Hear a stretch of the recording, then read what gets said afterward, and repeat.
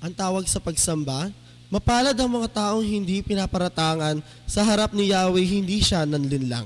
Tayo pong lahat ng tapat kay Yahweh, magalak na lubos, dahil sa taglay nilang kabutihan, sumigaw sa galak ang lahat sa kanya ay sumusunod. Tayo po'y tumayo.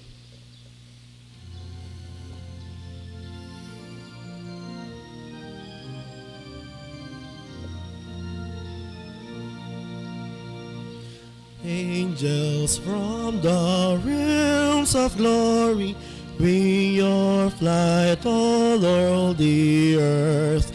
Ye who saw creation's story, now proclaim Messiah's birth.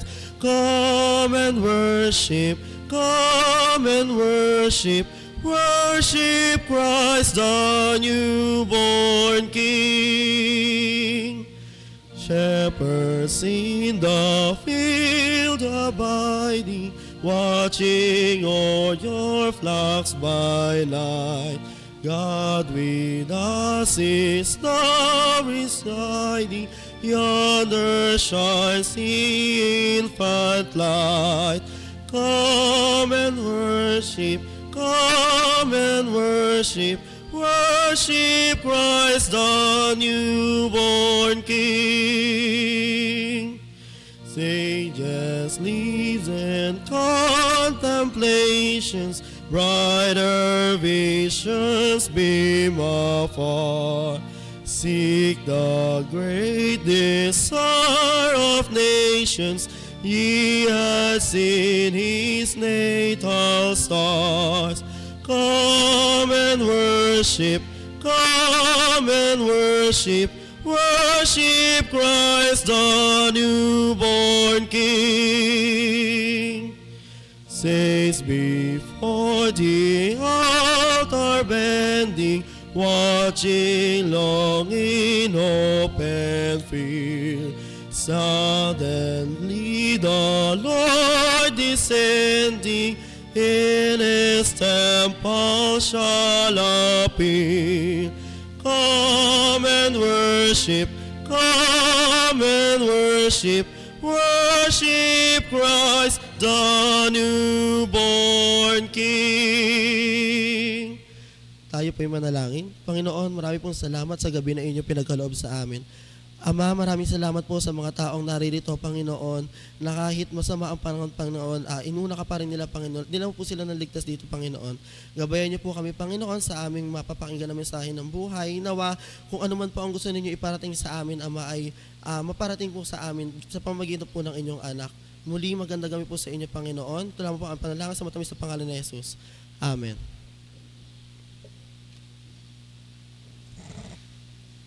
Magandang gabi.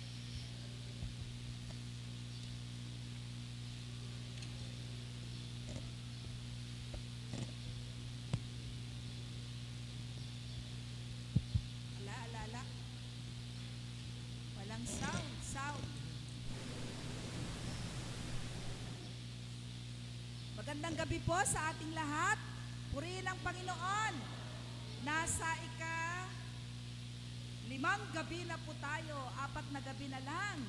Tapos na ang simbang gabi. At sa darating na December 25, ang ating pong Christmas service. At ito ay kasabay ng ating everybody's birthday. Hindi lang birthday ni Jesus, birthday nat. Kaya meron tayong special birthday gift sa ating Panginoon. So, nandito na po. Yung share a joy po natin ay kanina dapat, kaya nananawagan pa po kami sa inyong lahat na ibigay na po yung ating share a joy. Gagawin natin sa December 23, 8 o'clock. Wala pa rin. Okay, mga kapwa ko, mga kapatid, sa ating Galilee, December 23 po yung ating bigayan. Share a joy.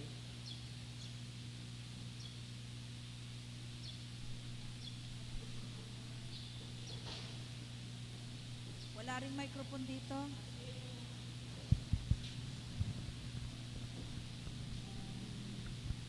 Hello. Ayan. Wala si Elmar. Then, our covenant service is on December 31, 5 p.m. po. 5 p.m. po tayo niyan. And then, right after 2026, ang una po nating selebrasyon ay My Gift to Jesus with a special offering. January 4, 2026. So, mga kapatid, ngayon po, ang may in charge ay ang ating UMYF and the PAW Ministry. Ayan, combined po sila ngayon. Bukas po sa ating Vesper, ito po ay kabahagi pa rin ng ating simbang gabi. Kabahagi pa rin ng simbang gabi, kaya ang in charge din po dito ay ang mga Smokey family. Yan, sila naman po ang in charge at magbibigay ng mensahe at gayon din ng, hindi pala, kasi chancel choir yun. So, yan po. Sana po, kompletuhin po natin yung gabi nating natitira. Kasi napakaganda po yung ating tema, the fruit of the Spirit.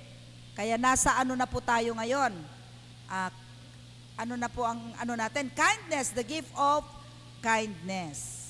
So, kung wala na po, tayo pong lahat ay makinig sa pagbasa ng ating banal na kasulatan. Na matatagpuan sa Una Hari 17:7-16. Ganito po ang sinasabi. Pwede pong nakaupo lang. Upo lang po tayo, Old Testament po to. Ngunit dumating ang panahon na natuyo na rin ang batis. Kaya sinabi sa kanya ni Yahweh, umalis ka rito. Pumunta ka sa Sarepta, sa lupain ng Sidon. May inutusan akong isang byuda na magpapakain sa iyo roon. Pumunta nga siya roon at nang papasok na siya ng pintuan ng lunsod, nakita niya ang byuda na namumulot ng panggatong. Sinabi niya sa babae, maaari po ba akong makiinom? Alis na ang babae upang ikuha siya ng tubig nang pahabol niyang sabihin, kung maaari, bigyan mo na rin ako ng kapirasong tinapay. Sumagot ang babae, saksi ni Yahweh ang inyong buhay na Diyos na wala kaming tinapay. Mayroon pa kaming kaunting harina at ilang patak ng langis. Namumulot nga ako ng panggatong upang lutuin iyon at makakain man lamang kami ng anak ko bago kami mamamatay. Sinabi sa kanya ni Elias, huwag kang mag-alala. Pumunta ka na at gawin mo ang iyong sinabi. Ngunit ipagluto mo muna ako ng isang maliit na tinapay. At pagkatapos magluto ka ng para sa inyo. Sapagkat ganito ang sabi ni Yahweh, Diyos ng Israel, hindi ninyo mauubos ang harina sa lalagyan, at hindi rin matutuyo ang langis sa tapayan hanggang hindi sumasapit ang takdang araw na papatakan na ni Yahweh ang ulan. Ginawa nga ng babae ang utos ni Elias at hindi naubos ang pagkain ni Elias at ng mag-ina sa loob ng maraming araw. Hindi nga naubos ang harina sa lalagyan at hindi rin natuyo ang langis sa sisidlan, tulad ng sinabi ni Yahweh sa pamamagitan ni Elias. Ito ang salita ng Diyos para sa bayan ng Diyos. Ako'y aming patnubay at liwanag sa daan. Salita mo'y aming patnubay at liwanag sa daan. Amen.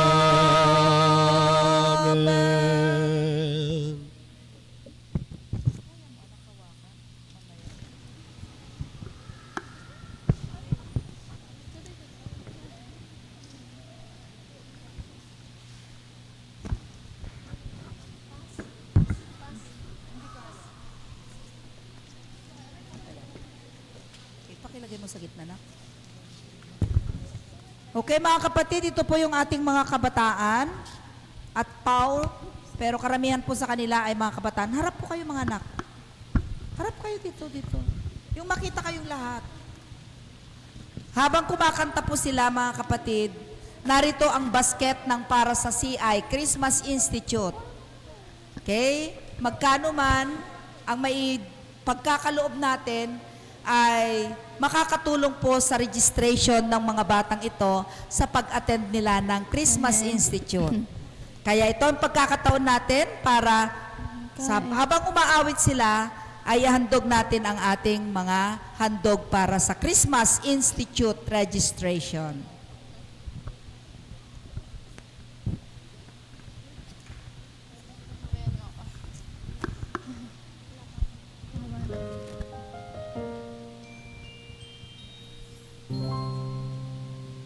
Covers PH.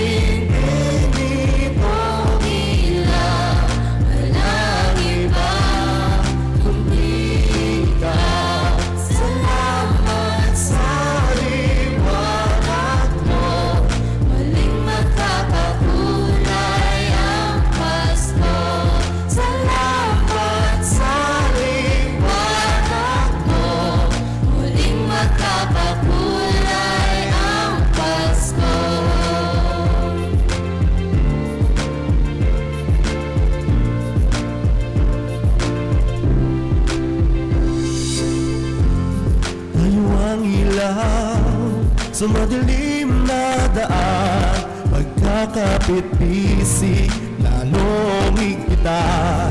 Dumaan ba ang malakas na alon? Lahat tayo'y makakaahon.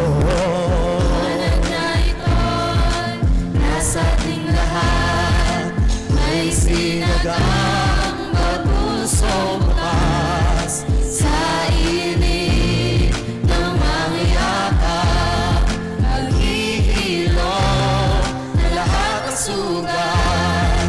Ang nagsindig nitong ilaw, walang iba kundi ikaw. Salamat sa liwanag mo, muling magkakakulay ang Pasko. Salamat sa liwanag mo, muling magkakakulay ang Pasko. Kikis na pag-asa kahit kanino man, dahil ikaw bro, dahil ikaw bro, dahil ikaw bro, ang star ng Pasko. Salamat sa liwanag mo, muling magkakakulay ang Pasko. Salamat sa liwanag mo, muling magkakakulay ang Pasko. Ang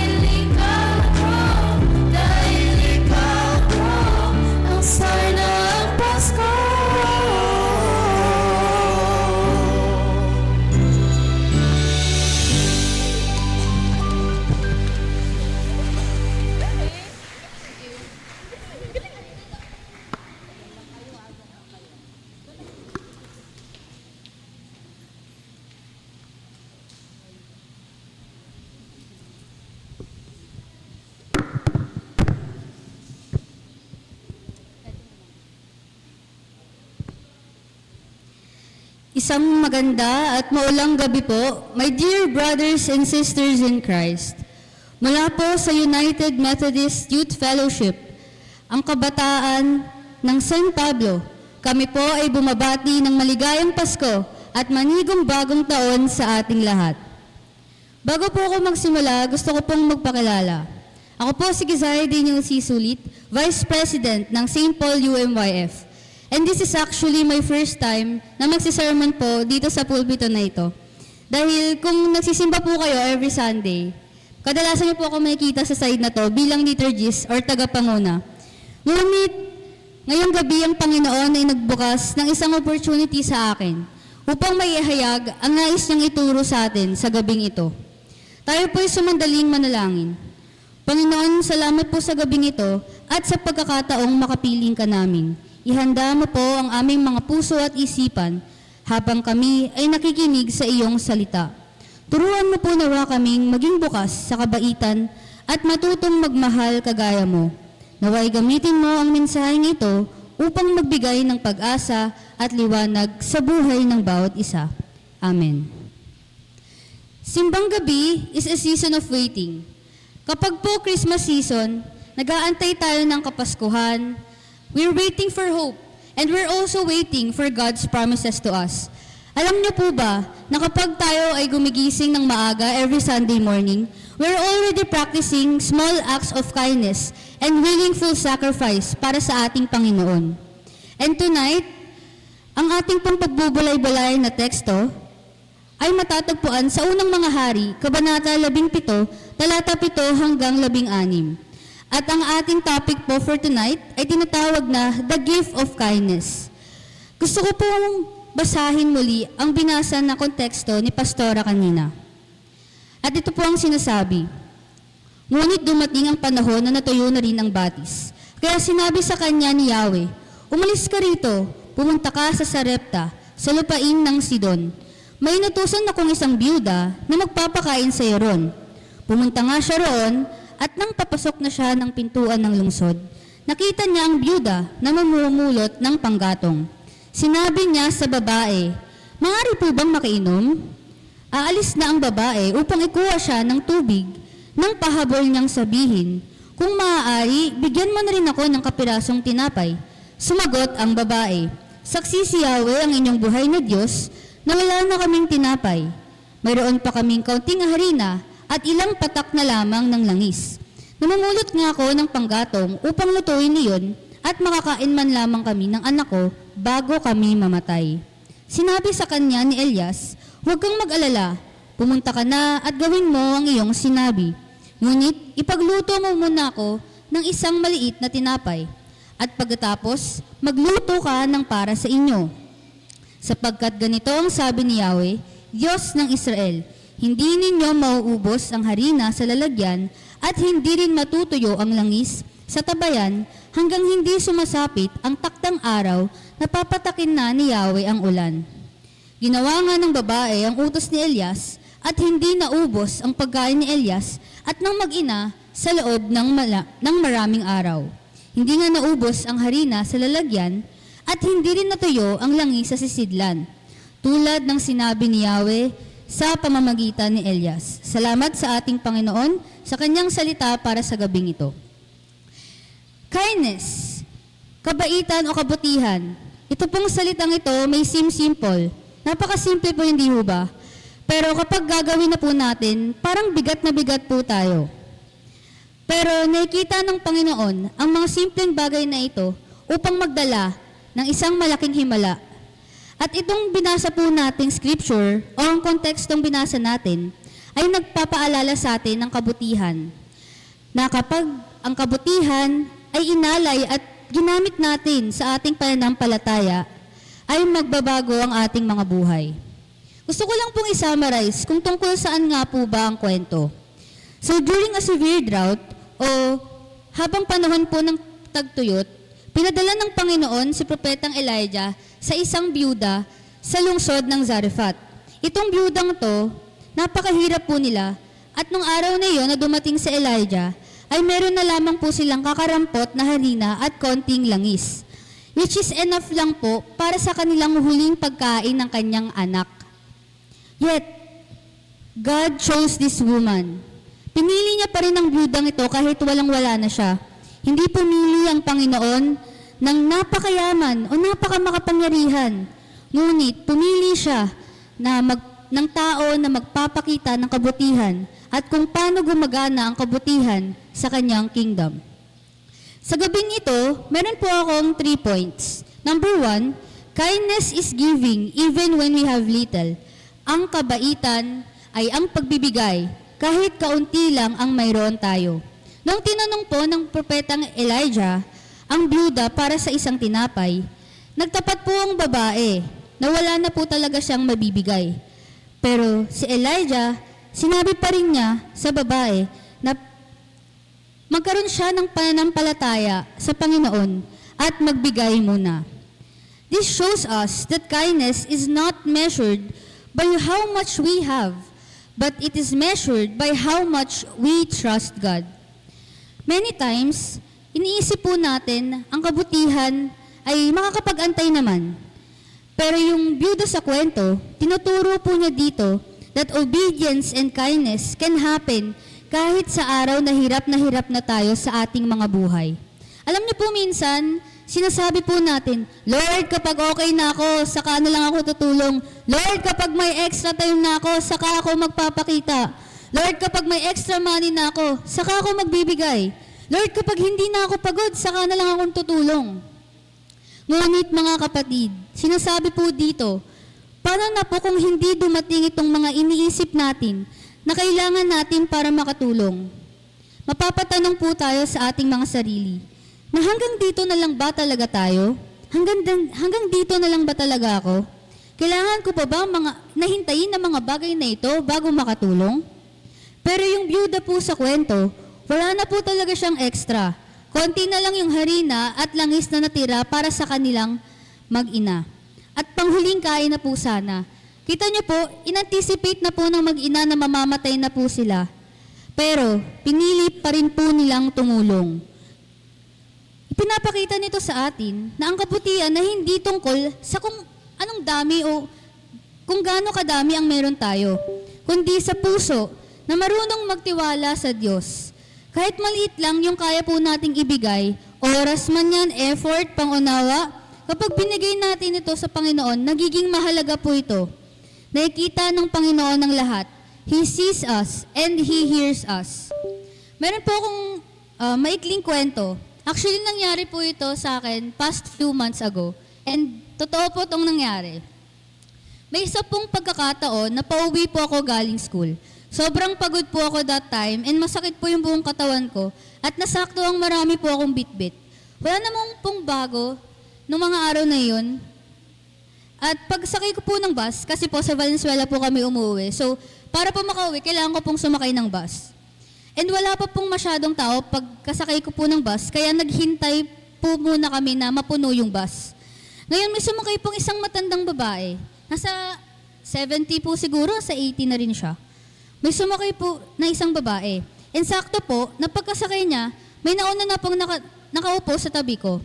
So during that time, nasa dulo po ako nun nasa window seat po ako nun. At dalawa lang po yung upuan. And sa una, pumasok na po sa isip ko na tatayo na lang ako para paupuin siya. Kasi po, pagkasakay ng babae, tayuan na po lahat. Pero naghintay pa po ako kasi baka may iba pang magbigay ng upuan dun eh. Lumipas yung ilang minuto, wala pa rin pong nagpapaupo sa kanya. Kaya napagdesisyonan ko po na bigay na lang po yung upuan ko. Kahit pagod na ako at ako na lang yung tumayo hanggang makarating sa bus terminal. Nagtataka po ba kayo?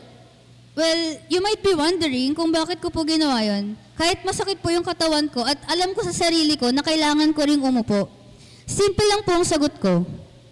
Mas kaya ko pong tumayo kaysa sa kanya. Alam kong pagod po ako, oo. Pero mas alam ko pong mas kailangan niya yung upuan kaysa sa akin. At doon ko po na-realize na ang kabutihan ay hindi laging komportable o madali. Minsan, kailangan nating piliin na maging mabait kahit nangangailangan ito ng konting sakripisyo. At tulad ng byuda sa kwento ni Elijah, isang huling piraso ng harina at kaunting langis, Pero dahil sa kanyang kabaitan at pagtitiwala sa Diyos, naganap ang isang himala na hindi niya lubos akalain na babago sa takbo ng buhay niya at ng kanyang anak. Sa simpleng paraan, natutuhan ko po doon na ang maliit na kabaitan ay nagiging instrumento ng Diyos.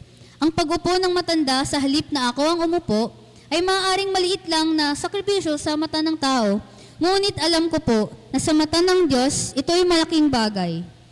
Pinapakita po dito na kahit maliit na kabutihan ay may malaking epekto at pwede itong magdala ng liwanag at pag-asa sa buhay ng ibang tao. At kung mapapansin po natin, may kahawig po yung kwento na binasa ko sa isang kwento mula sa Mateo 14, kung saan pinakain ni Jesus ang 5,000 gamit ang 5 tinapay at 2 isda. Kung familiar po kayo sa story na yon, yung isa sa mga famous na miracles ni Jesus Christ sa Bible, yung Jesus fed the 5,000. Sa parehong kwento po, maliit lang yung meron, pero dahil ito ay inalay ng may kabaitan at pananampalataya, ginamit ito ng Diyos upang magpakain at magbigay buhay sa nakararami. Pinapaalala lang din po dito na sa atin, na kapag ang konting mayroon natin ay binigay natin sa Panginoon, ay siya ang bahalang magpapalago nito. Number 2, kindness opens the door for God's provision. Ang kabaitan ay nagbubukas ng pagkakataon para sa tulong at panustos ng Diyos. Pagkatapos po sumunod ng byuda, God performed a miracle. Hindi po nawala ng harina at ng langis. God did not multiply her supply before she acted kindly. Hindi po pinarami ng Panginoon yung kanyang mga pangangailangan o yung kanyang pagkain bago po siya nagpakita ng kabutihan kay Elijah. Ngunit ginawa po yun ng Panginoon pagkatapos ng kanyang pagsunod. This reminds us that kindness is an act of faith. When we choose kindness, we allow God to move in ways we may not immediately see. Hindi po gumagalaw, maaari pong maisip natin na hindi gumagalaw ang Panginoon. Pero maniwala po kayo, gumagalaw po siya at hindi lamang po natin ito maaaring nakikita sa ngayon. Napansin niyo po ba, hindi muna naghimala ang Diyos bago tumulong sa byuda. Nauna yung pagpapakita niya ng kabutihan at sumunod ang God's provision. Minsan, gusto po natin ng assurance muna bago tayo gumawa ng isang bagay. Gusto nating siguraduhin okay ang ending bago tayo gumawa ng mabuti. Pero sa kwentong ito, tinuturuan tayo ng Panginoon na ang kindness ay isang hakbang sa pananampalataya. Kapag pinili nating maging mabait, kahit hindi malinaw ang mga mangyayari, doon kikilos ang Diyos. Sa simpleng pagsunod, binubuksan natin ang pinto para sa kanyang himala o para sa kanyang pagbabago sa buhay natin. At ang panghuli po, number 3, kindness blesses both the giver and the receiver. Ang kabaitan ay nagdudulot ng pagpapala sa parehong nagbigay at tumatanggap. May nabasa po ako dati na nagsasabing, it is better to give than to receive. Pero para sa akin po, hindi naman po palaging dapat tayo ang nagbibigay. Naniniwala po ako na walang nagbibigay kung walang tumatanggap at walang tumatanggap kung walang magbibigay. Tulad po ng byuda sa kwento ni Elijah, ang kanyang kabaitan ay hindi lang nakatulong kay Elijah, kundi nakapagligtas din sa buhay o nakapagdugtong sa buhay ng kanyang anak at para sa kanyang sarili at sa kanyang tahanan. Pinapakita po nito na ang kabaitan daw po ay may domino effect or may chain reaction. Nagbibigay ito ng buhay, pag-asa at kagalingan, hindi lamang sa iba, kundi pati sa atin. At ganoon din po sa atin. Kapag nagpapakita tayo ng kabutihan, hindi lang ang tumatanggap ang nagkakaroon ng pagbabago sa buhay. Tayo rin po ay binabago ng Panginoon. Mas lumalalim ang ating pananampalataya, mas lumalawak ang ating puso, at mas nakikilala natin kung sino nga ba talaga ang Panginoon sa buhay natin. Sa panahon ng simbang gabi, kung saan maraming tao ang may daladalang pasanin, ang kabaitan ay nagiging makapangyarihang paraan upang may pamalas o may pakita ang kabutihan ng Diyos. Sa bawat maliit na pagtulong at sa simpleng kabaitan, tayo po ay nagiging liwanag sa mundo, lalo na sa mga taong pagod, may pinagdadaanan, o mga taong nawawalan ng pag-asa. And as we continue our Simbang Gabi journey, let us always remember that God works through ordinary people who are willing to be kind. Ngayong Simbang Gabi, tandaan po natin ito. Kapag ang maliit na kabaitan ay ibinigay natin sa Diyos, nagiging malaking tulong ito sa buhay ng iba. Hindi po hinihingi ng Diyos na marami tayong maibigay. Hindi niya po kailangan yon. Alam niya na minsan pagod tayo, minsan kapos, minsan may pinagdadaanan. Ngunit, mga kapatid, ang hinihingi lang ng ating Panginoon ay isang puso, isang bukas na puso na handang magtiwala at gumawa ng mabuti. Hindi lang para sa sarili, kundi para po sa buhay ng ibang tao. At tulad ng byuda sa kwento, kahit konti lamang po yung meron siya, pinili pa rin niyang maging mabuti. At dahil doon, nakita niya kung paano kumilos ang Diyos sa kanyang buhay. Habang papalapit ang Pasko, hindi lang tayo naghihintay ng regalo. Tayo rin ay tinatawag na maging regalo. Sa simpleng pagtulong, sa pagbabahagi ng mabuting salita, at sa pag-unawa sa kapwa, na ipapakita natin ang pagmamahal ng Diyos. And isn't that the essence of Christmas? The Christmas spirit na kung saan ipinaparamdam ng Diyos kung paano niya tayo kamahal to the point that He gave us His only begotten Son just to save us from our sins. And to end, let us all remember, kahit maliit ang kaya nating gawin, kapag ginawa natin ito ng may kasamang pagmamahal at pananampalataya, ginagamit ito ng Diyos para magdala ng pag-asa sa iba. At gusto ko po kayong i-challenge. Hindi lang po kayo, pati po ako. Let us all challenge ourselves. Kung ikaw ang nasa kalagayan ng byuda at alam mong may kapalit yung kabutihan mo, pipiliin mo pa rin bang tumulong? O pipiliin mong unahin ang sarili mo? Muli, isang maligayang Pasko at manigong bagong taon po sa ating lahat. Si Kristo higit sa lahat. God bless us all. Thank you.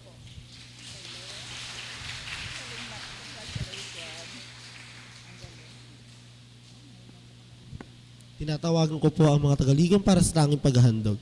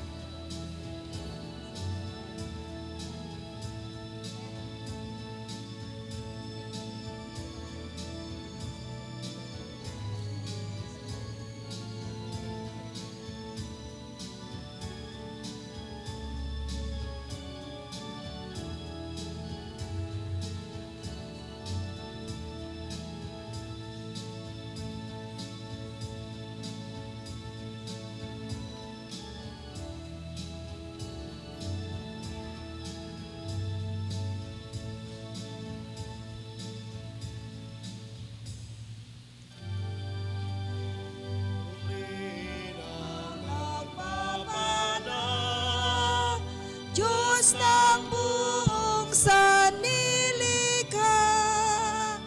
purihin sa kagitan, Ama, Anak, Diwang Banal. Amen.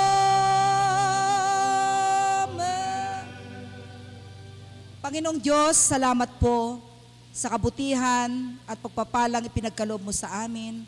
Maging, O Diyos, ang mga ipinagkatiwala mo ng mga kayamanan sa bawat isa. Sa aming pagpapasalamat ay aming pong inihandog sa iyong harapan. Nawa, O Diyos, pagpalain mo po ang mga lingkod mo na nagkaloob nito. Gayon din, O Diyos, sa mga nalikom na mga biyayang ito para sa iyong misyon at gawain pa sa pagpapalawak, O Diyos, na ministeryo ng aming Panginoon. Ito ang aming dalangin sa tayong pangalan ni Jesus. Amen.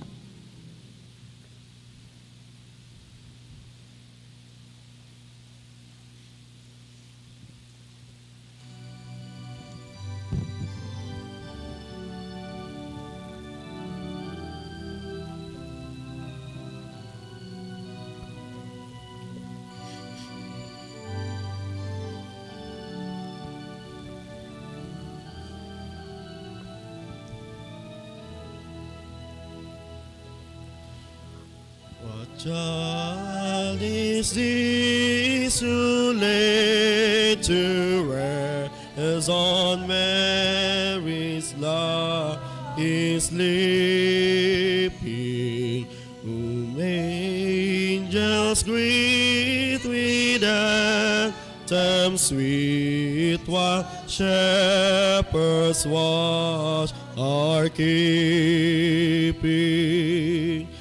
This is Christ the King, whom shepherds guard and angels sing.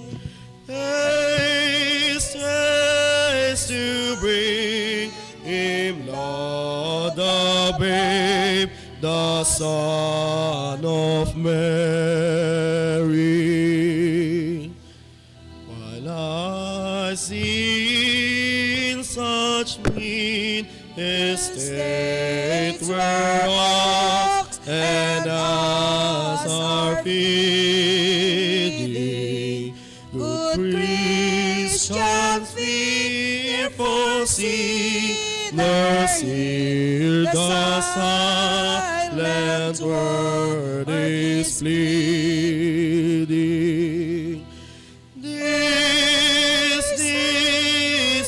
Christ the King, whom shepherds guard and angels sing. Haste, haste to bring him, Lord, the babe, the Son of Mary. Tayo manalangin. Panginoong Diyos, nagpapasalamat kami, dakilang Diyos, sa mensahe ng buhay na aming narinig. Higit, Panginoon, ang buhay ng isang kabataang ito, si Kasaya Sulit, na kung saan, Panginoon, ipinagkaloob mo sa kanya ang karunungan mula sa iyo, upang marinig namin, o Panginoon, ang kahalagahan ng kabutihan ng isang tao, higit ang iyong kabutihan para sa amin. Marami kaming mga pagsubok sa buhay. At marami ring mga sitwasyon na nangyayari upang masubok ang aming pananampalataya. Ang kabaitan na meron kami, O Diyos. At sa pamagitan, O Panginoon, ng mga sitwasyon na nangyayari, minsan nakakaligtaan namin ang maging mabait sa kapwa.